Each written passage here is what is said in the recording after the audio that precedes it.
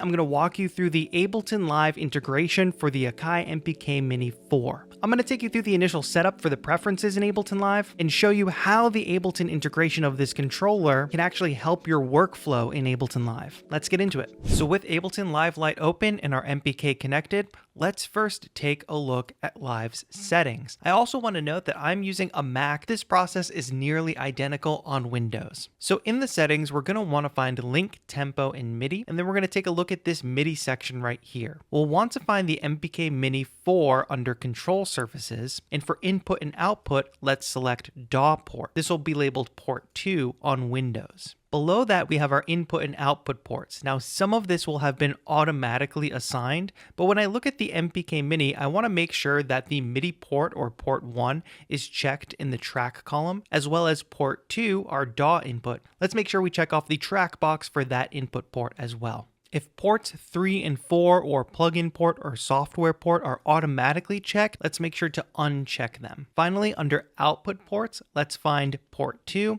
and let's make sure sync is checked. This is going to be crucial later on if we want to sync the MPK Mini's arpeggiator or note repeat with Live's tempo. Here's how our settings should look on Mac and Windows. Now that we've adjusted those settings, let's take a look at the MPK itself. It has two basic modes, plugin or DAW mode, and we want to verify that we're in DAW mode. If I take a look at the screen here, I can see that it's currently in plugin mode. Pressing the button one more time brings us into DAW mode, and you can see that it says 1 MIDI here. That actually reflects the track that I'm looking at here in Ableton Live. And you might have also noticed there's now a box around the session view grid here in Ableton Live. That's a reflection on how we're going to use the pads in a moment, but before we do that, why don't we load up an instrument onto this first MIDI track. I'm going to go to Instruments, Drift, and find something basic like this analog piano preset, which I'll click and drag onto track 1. Taking a look at the MPK Mini screen, we can see that it still reflects our software. Analog piano is showing, matching up with our DAW screen. And I'm just going to verify that the track is armed with this red indicator below turned on, and I have control over this analog piano synth. We can utilize pitch bend, change our sound with the mod wheel, and also take control of our sound with the encoders, which can have different functionalities. If I hold Shift and press this encoder right here in the middle, on our screen you can see we can toggle between mixer and device mode. Let's stay in device mode for now. In device mode,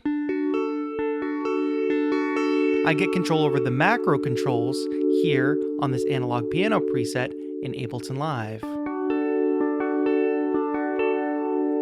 The 8 knobs here on the MPK automatically match up with the 8 macros on screen. If I go to audio effects and I find an audio effect that I like Redux, I now have 2 devices on my track, the instrument and the effect, the Redux. And I actually don't need to use my mouse to switch between them. If I hold Shift and turn the encoder, we can now take control over the Redux with our macro encoders. Then I can shift back by holding Shift, turning the encoder, and here I am back controlling the macros on the instrument. So I'm going to slightly dial in this sound to a sound that I like, maybe turn up the reverb a little bit, bring up the octave.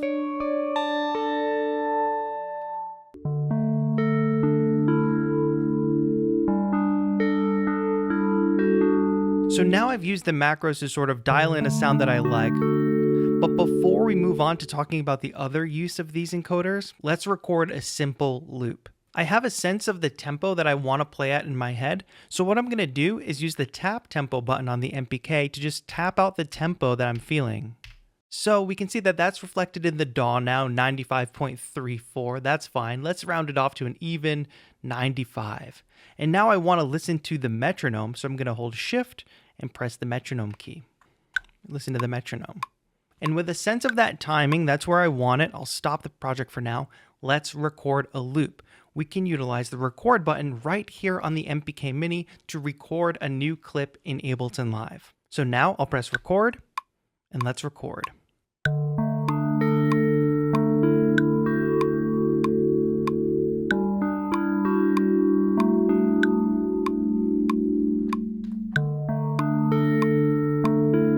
we have a very simple loop playing here in Ableton Live. And I may want to actually change some of these parameters over time and record that to my clip. Well, if I want to do that, I have to enable record automation by holding Shift and pressing the automation button, which is now illuminated, corresponding to the automation recording button here in Ableton Live. Now, if I press record, the clip is already created, but when I tweak certain parameters, we will actually record this motion. So you can see that now that I twisted those knobs as I was recording, those parameter changes were recorded as well. Finally, let's change the roles of these encoders from controlling our devices to controlling our mixer. In mixer mode, I can use the encoders to control a track's volume, the track's panning, left or right, as well as sends A and B. And by default, Ableton Live Lite loads with a reverb and a delay on return tracks. So I can dial these in and change our sound. Now, before I tell you about the different modes of the pads that we have here on the MPK, let me actually load up some drums from the Studio Instruments collection, which can be opened as a plugin here in Ableton Live. And even though this is a video about the Ableton Live integration, I can also switch to plugin mode now and then change presets right here from the controller.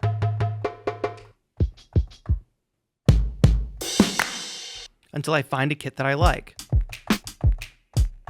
Okay, that kit's gonna go well. I'm gonna switch back to DAW mode now, where I still have control over these drums. I'm gonna hold Shift and turn my metronome back on, and let's record a simple drum loop.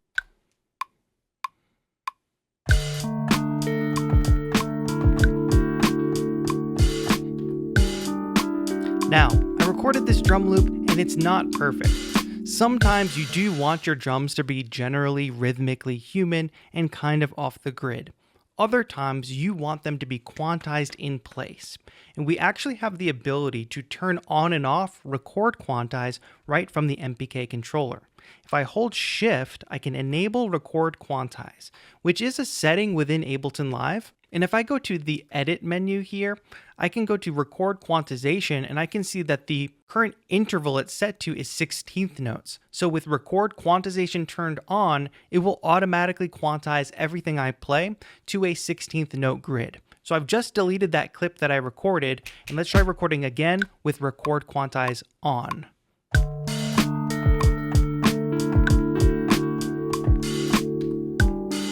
If we look at this clip now, we can see that everything is perfectly aligned to the grid, which is useful sometimes when you need just perfect rhythm. All right, so now with two loops going, I want to take control of this session. I want to stop some of these clips, or maybe I'll want to add more on top.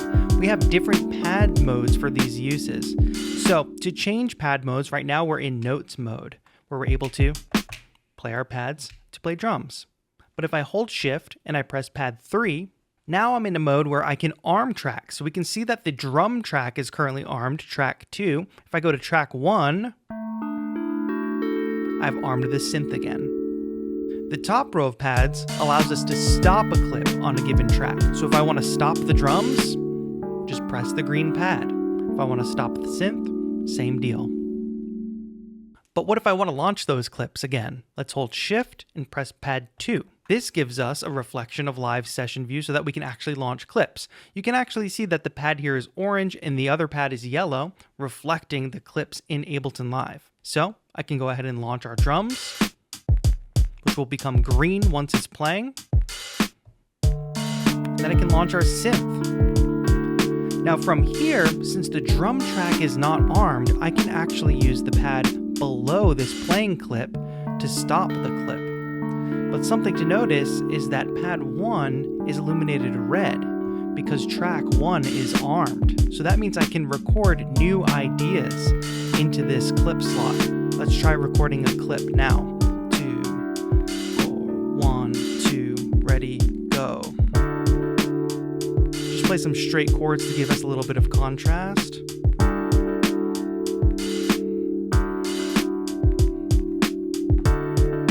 So right there, I'm able to create a new loop and a new clip. And from this page, I can swap between them by launching clips.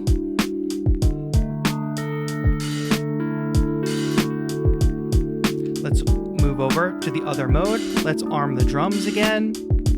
Let's move back over to mode 2. Let's turn our metronome on. I'm going to record some drums.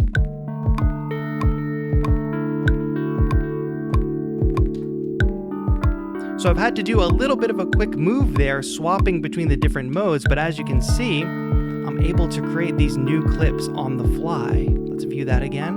So now we have different versions of these clips. Switch the drums.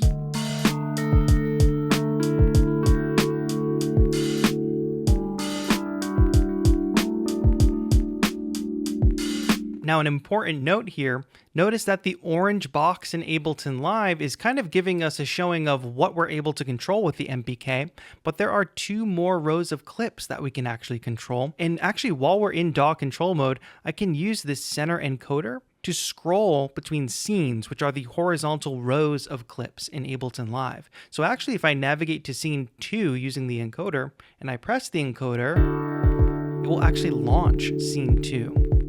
But what about these bottom 2 scenes, which I should have access to?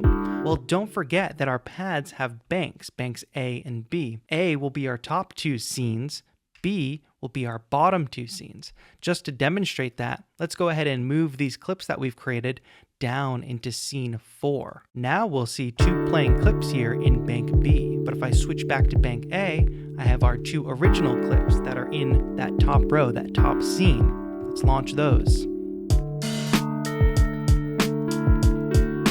Go back to bank B, and we can launch these clips. 3, 4, 1. Now we ended up creating this really simple kick pattern. I want to add on top of that with some rhythmic hi-hats, but I actually want to take advantage of note repeat here on the MPK Mini. So I'm going to hold Shift and go back to Notes mode. Make sure I'm in bank A because that's where my hi-hats are.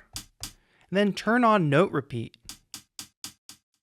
Now currently, note repeat is just using the MPK Mini's internal clock, which is not our tempo. It is not in time with our song. If we want it to be in time with our song, we can hold down note repeat and find the sync key here on the keyboard, which you can see now on the screen. Our clock is now from external. It's coming from Ableton Live, which is why we checked that sync box in the preferences earlier.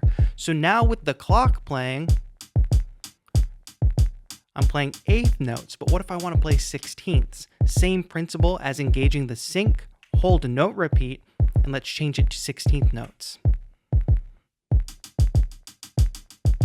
And if you can hear that fluctuation in the volume, I'm actually utilizing the pressure sensitive pads to create that kind of wavy kind of volume pattern. Let's record that.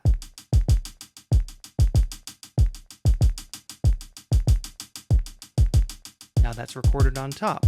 Get out of record mode and listen to that back.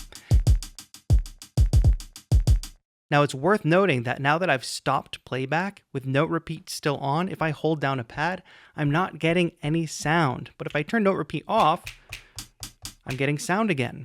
That is because we're receiving external clock. So when you're receiving external clock, aka Ableton Live is in charge of the clock for the MPK Mini, you won't get any sound until the clock is actually running.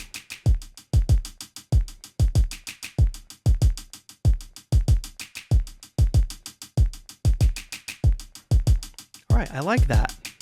The same principle goes for the Arpeggiator. So I'm going to go to Instruments once again, and let's find an instrument that could be fun to arpeggiate. Just this simple electric piano Moody should work. Now I'm going to drop that in the empty space here so we can create a new MIDI track and move it over so it's next to my other tracks here. And now I'll turn note repeat off so we don't forget it, and I'll turn the Arpeggiator on. Since we've already synced to Ableton Live's tempo, I don't need to do that again, but just remember you can hold ARP and you can turn sync on and off, or internal versus external, here from the menu. Now, once again, no sound playing. because the clock isn't running.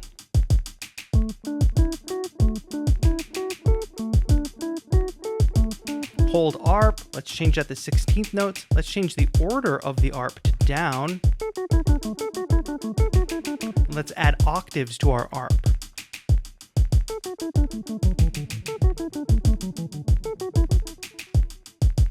Actually, I want to go up.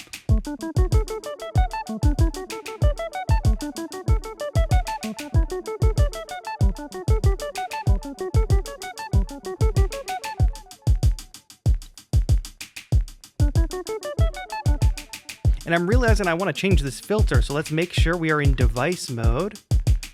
Let's up the filter on this ARP. Bring up the delay as well.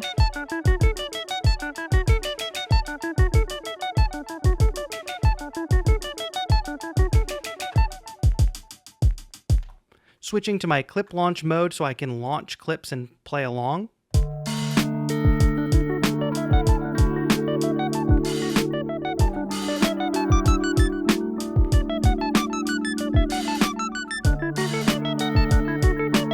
Let's record this. 1, 2.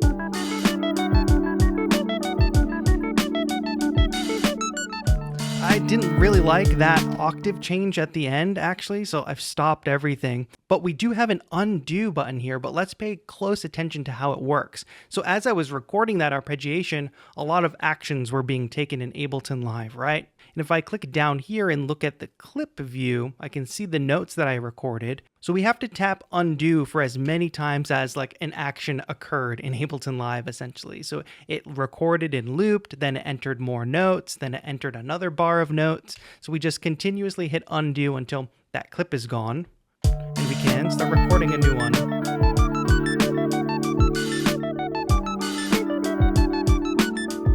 So what I wanted to do was get rid of that clip, so I had to press undo until we got to the point where that clip was created. Now I can record again.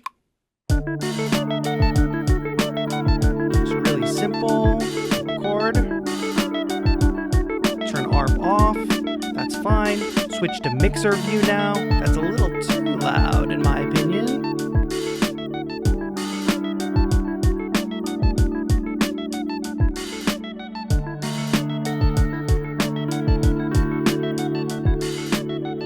Just a really simple demo here. Now, important to note, of course, I was able to control the mixer of track 3 because we're on track 3, we just recorded with it. But what if I wanted to move over and navigate across tracks?